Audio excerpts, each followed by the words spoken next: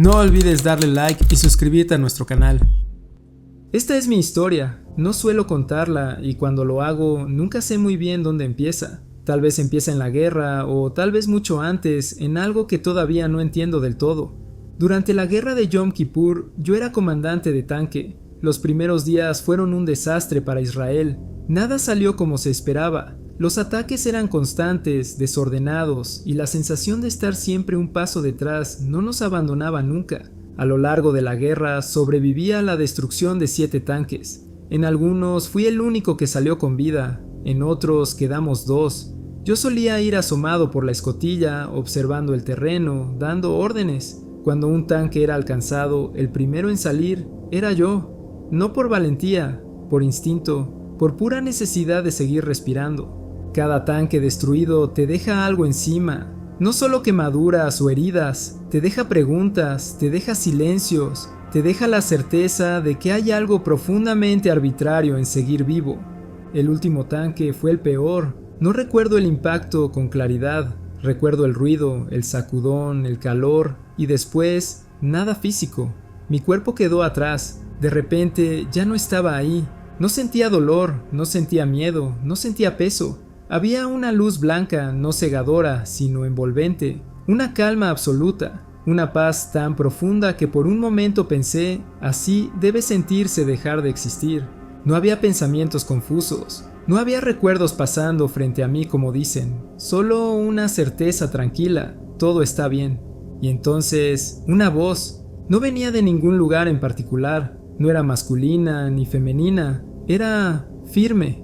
No puedes estar aquí. Tienes que volver, no es tu momento. La paz se rompió de golpe. Sentí algo parecido a una caída, como si me empujaran suavemente pero sin posibilidad de resistirme. Y en ese instante, antes de volver al cuerpo, pasó algo que nunca pude explicar. Yo fui con mi madre, no como un cuerpo, no caminando, simplemente estuve ahí, la vi dormida, la desperté. No con palabras, sino con una certeza que le dejé adentro. Estoy herido, pero voy a estar bien. Nada más. No quería que sufriera, no quería que tuviera miedo. Después desperté en el hospital. Herido, vivo, estable. Horas más tarde supe lo que había pasado del otro lado. Mi madre se había despertado sobresaltada en plena noche. Llamó a mi esposa, a mi mujer, y le dijo algo muy concreto, sin rodeos, sin dramatismo. Él está herido, pero va a estar bien. No sabía cómo, no sabía por qué, pero lo sabía. Unas horas después llegó la llamada oficial del hospital confirmando exactamente eso. Nunca intenté convencer a nadie de nada. Nunca dije que entendía lo que había pasado, solo sé lo que viví. Y sé que el vínculo con mi madre era algo que iba más allá de lo físico, algo que ni una guerra, ni el metal, ni la muerte pudieron romper. Hace unas semanas mi madre falleció y me cuesta mucho. Pero me gusta pensar que aquella noche, en medio del caos, del fuego y del ruido, nuestra conexión fue tan fuerte que ni siquiera el límite entre la vida y la muerte pudo interrumpirla. Ella supo que yo iba a volver, y yo supe de algún modo que todavía no era el final.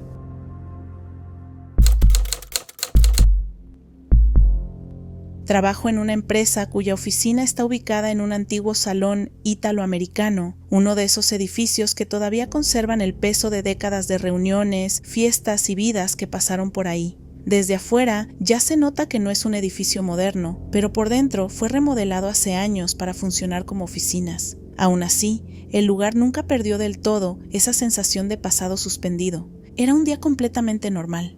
Media tarde, luz entrando por las ventanas, ruido habitual de computadoras y teléfonos. Yo bajaba las escaleras rumbo a la puerta principal para salir un momento, pensando en cosas sin importancia, nada fuera de lo común. Cuando llegué al último tramo de las escaleras, la puerta principal se abrió. Entró una mujer. Lo primero que pensé fue que estaba perdida. Se detuvo apenas cruzó el umbral. Miró alrededor con una expresión nerviosa, casi apurada, como si estuviera llegando tarde a algo importante. Me llamó la atención de inmediato, pero no por algo sobrenatural, sino porque no encajaba. Su ropa era claramente antigua, no retro a propósito, ni vintage moderno, era auténticamente de otra época. Llevaba un vestido sencillo, de corte antiguo, zapatos bajos, el cabello perfectamente arreglado, en un estilo que solo había visto en películas o series ambientadas en los años 50. Todo en ella, la forma de moverse, de pararse, incluso su postura, parecía sacado de otro tiempo. Me miró directamente y con una voz nerviosa pero muy clara me preguntó: «Disculpa, ¿sabes dónde es la reunión de Alcohólicos Anónimos?». Me tomó un segundo procesar la pregunta, no solo porque no esperaba eso, sino porque ese edificio no había sido un salón comunitario en años, mucho menos un lugar donde se hicieran reuniones así. Le respondí con sinceridad: «Este lugar es una oficina, desde hace bastante tiempo. Acá no se hacen reuniones». Su expresión cambió por completo. No se enojó, no discutió, simplemente pareció confundida, como si la respuesta no coincidiera con lo que ella esperaba encontrar. Asintió lentamente, murmuró algo como un perdón, y se dio media vuelta para salir. Todo esto pasó en cuestión de segundos. La seguí con la mirada. La puerta se cerró detrás de ella. Por alguna razón, una mezcla de curiosidad y una sensación rara en el estómago, salí inmediatamente al porche, literalmente unos segundos después. No había nadie. La calle estaba vacía. No había pasos alejándose, ni una persona doblando la esquina, ni un auto arrancando. Nada. Y no había forma de que hubiera caminado tan rápido como para desaparecer así, no en ese lapso tan corto. Me quedé parada ahí unos momentos, mirando a ambos lados, tratando de entender qué acababa de pasar. Lo que más me perturbó no fue que desapareciera, sino lo real que se había sentido. No fue translúcida, no fue etérea, no dio miedo, no tenía ese aire de fantasma que uno espera de las historias. Era una mujer completamente normal, solo en el lugar equivocado y en el tiempo equivocado. Después pensé en el edificio, en su historia, en todas las décadas que había sido un salón comunitario antes de convertirse en oficinas, en la cantidad de personas que habrán entrado por esa misma puerta buscando reuniones, ayuda, compañía, y no pude evitar preguntarme si, por un instante, dos momentos distintos se superpusieron, si ella entró buscando algo que, para ella, todavía existía ahí. Hasta hoy no tengo una explicación, solo sé que no parecía algo paranormal, sino algo aún más inquietante. Una persona real, que no pertenecía a este tiempo.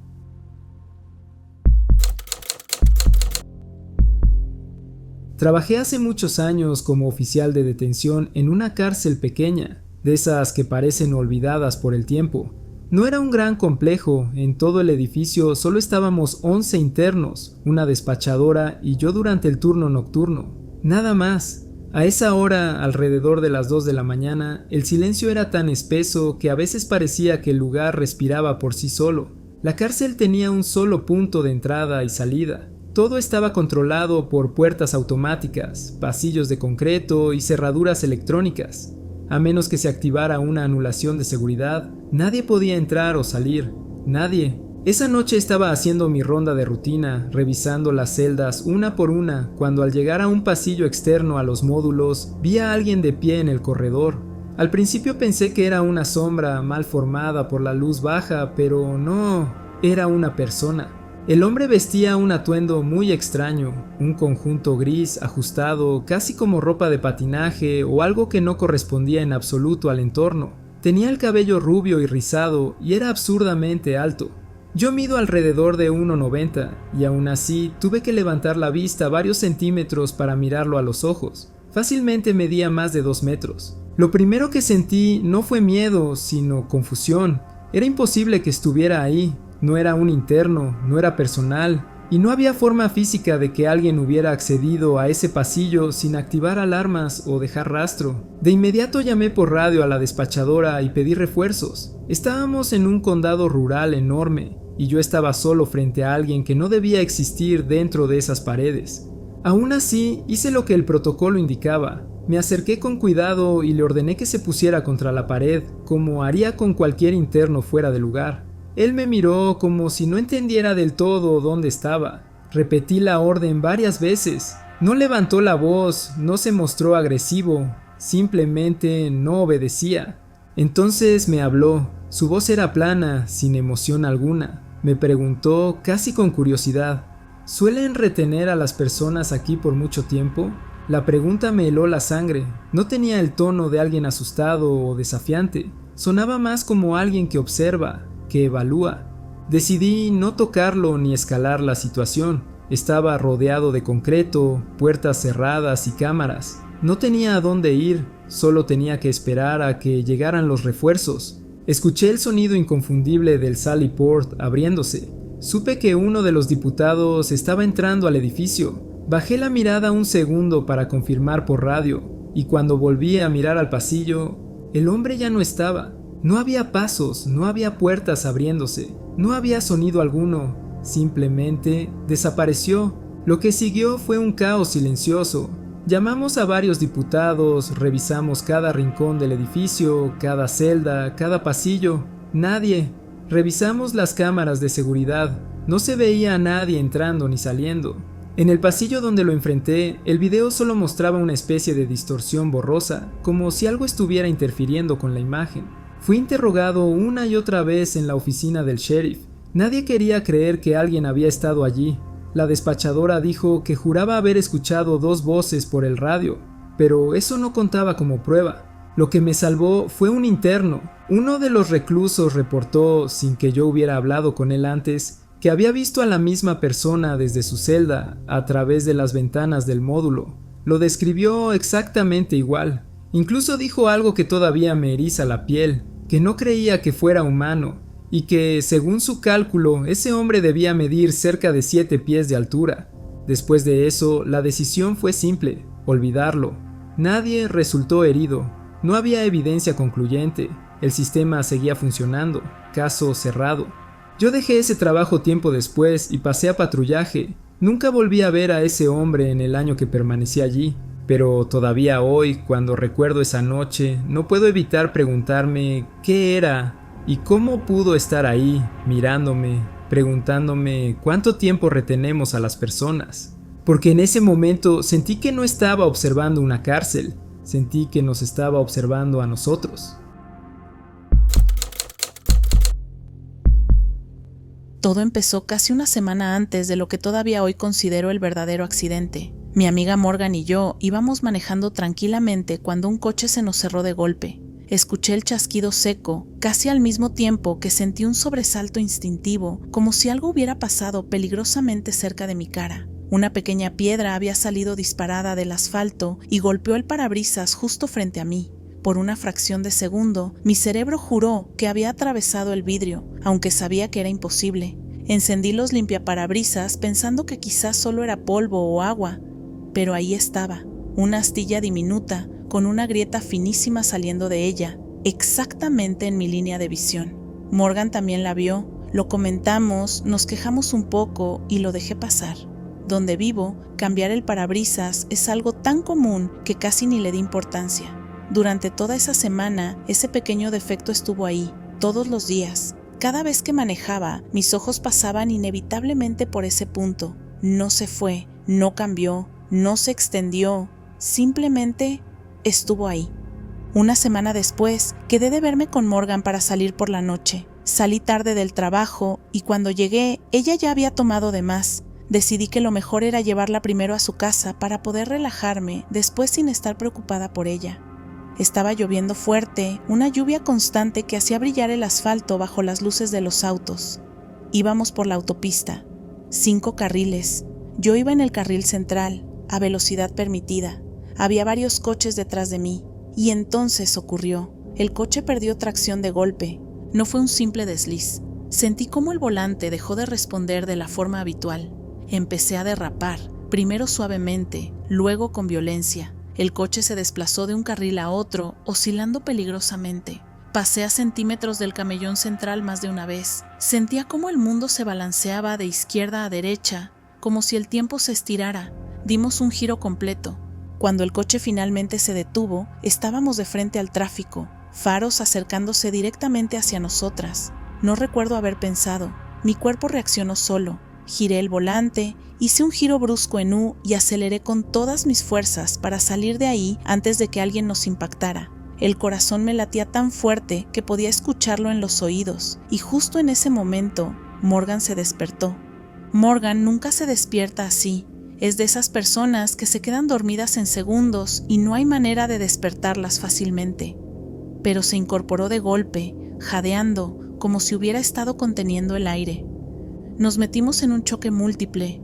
9 coches, dijo con la voz temblorosa. La miré sin decir nada. Sentí un frío recorrerme la espalda, porque tenía razón. Eso habría pasado si el coche se hubiera detenido unos segundos más tarde. Después de eso, todo se sintió mal, distinto, como si el mundo estuviera apenas desalineado. Mientras seguía manejando, mis ojos fueron al parabrisas por puro reflejo. La astilla había desaparecido. No había marca, no había grieta, no había rastro alguno. El punto que había estado ahí durante 7 días completos, justo frente a mi rostro, simplemente no existía. El vidrio estaba perfecto, como nuevo. Más tarde, cuando pude detenerme, revisé la cámara del tablero. Graba en bucles de 2 a 3 minutos. El archivo donde todo eso ocurrió no estaba. No dañado, no cortado, no con errores, no existía. El bucle anterior terminaba antes del derrape. El siguiente comenzaba después, como si nada hubiera pasado. Como si ese momento nunca hubiera ocurrido. Hasta hoy no puedo explicar qué pasó esa noche. Si evitamos algo, si lo vivimos y luego no, o si, de alguna forma, ese choque sí ocurrió. En otro lugar, en otra versión. Y esta no es exactamente la misma realidad en la que desperté. Solo sé que desde entonces, cada vez que llueve fuerte y manejo por esa autopista, no puedo evitar mirar el parabrisas, esperando ver algo que ya no está. Mi amigo falleció en el castillo de proa. Fue una experiencia terrible, la primera vez que perdí a alguien cercano de esa manera. Para quienes no están familiarizados con el término, el castillo de proa es como se le llama a los camarotes o a la parte delantera del barco, debajo de la cubierta, donde tradicionalmente se alojan los marineros comunes. Después de lo ocurrido, ese lugar dejó de ser un sitio normal para todos nosotros. Durante casi un mes entero, el castillo de proa se convirtió prácticamente en una zona prohibida para el departamento. Si alguien tenía que trabajar ahí, lo hacía, pero nadie se quedaba más tiempo del estrictamente necesario. Ya no era un lugar para pasar el rato, charlar o relajarse como antes. Había una sensación pesada que nadie mencionaba en voz alta, pero todos sentíamos. Una mañana, muy temprano, comenzaron operaciones en la cubierta de carga. Antes de que iniciáramos, pregunté si habría desayuno en algún momento. Alguien me dijo que había planchas calientes con comida esperándonos en la oficina del castillo de proa. El plan era subir, comer rápido y luego bajar para relevar al resto del personal, para que ellos también pudieran desayunar. Yo fui el último en salir de guardia, así que subí corriendo solo hacia el castillo de proa. En cuanto entré, noté que todas las luces estaban apagadas. El lugar estaba completamente a oscuras. Bajé las escaleras que conducen a esa zona casi a tientas. Al pasar junto a las enormes cadenas del ancla, ocurrió algo que jamás he podido explicar del todo. Sentí lo que solo puedo describir como un cambio en la atmósfera. De pronto, la temperatura parecía haber bajado unos 20 grados. Se me erizó el vello de los brazos y de la nuca al instante. Pero no fue solo frío. Fue como si algo invisible estuviera drenándome por dentro, como si la alegría, la calma, incluso la energía, estuvieran siendo succionadas de mí. Una sensación profunda de vacío y miedo me atravesó el pecho. Me aterrorizó. No hubo desayuno ni comida caliente que valiera la pena quedarse ahí un segundo más. Salí corriendo de ese lugar tan rápido como pude, con el corazón latiéndome en los oídos. Lo más extraño vino después. Cuando regresé a la cubierta de carga, hablé con la persona que supuestamente me había dicho que había comida esperándonos en el castillo de proa. Me miró completamente confundido. Me dijo que no sabía absolutamente nada de planchas calientes y que además ya había sido relevado de su puesto unos 15 minutos antes de que, según yo, hubiéramos tenido esa conversación. Nunca volví a sentir algo así en ese barco, pero desde ese día supe con absoluta certeza que en el castillo de proa ocurrió algo que no fue solo producto de mi imaginación. Algo se quedó ahí, algo que no quería que nadie regresara.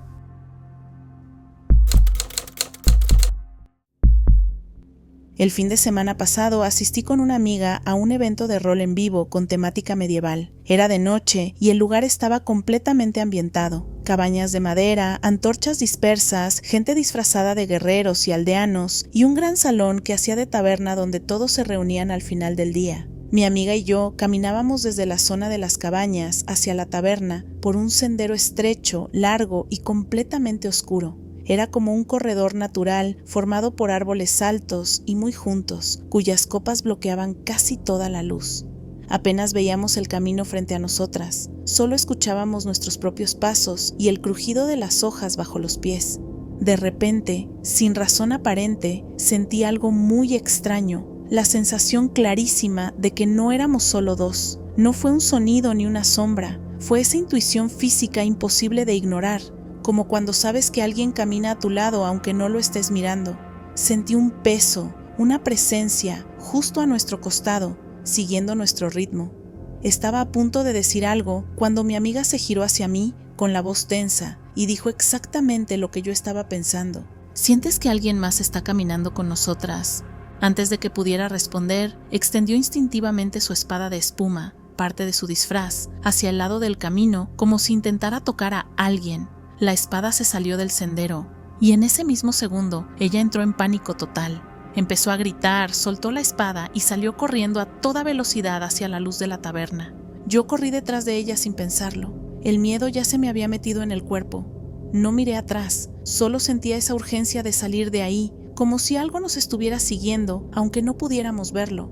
Cuando por fin alcanzamos la zona iluminada, ambas pisamos el mismo desnivel del suelo y caímos torpemente dentro del círculo de luz frente a la taberna, casi al mismo tiempo. Nos levantamos de inmediato y miramos hacia el sendero del que habíamos salido corriendo. No había nada, nadie salió detrás de nosotras. No había pasos, voces, sombras, ni movimiento alguno entre los árboles. El camino estaba completamente vacío. Lo peor de todo es que no fue imaginación de una sola. Las dos sentimos lo mismo al mismo tiempo. Alguien caminando a nuestro lado, ocupando un espacio real, acompañándonos en la oscuridad. Y luego, simplemente nada. Eso es lo que más me perturba hasta ahora. No que hubiera alguien allí, sino que no lo hubiera, y aún así ambas lo sentimos con absoluta certeza.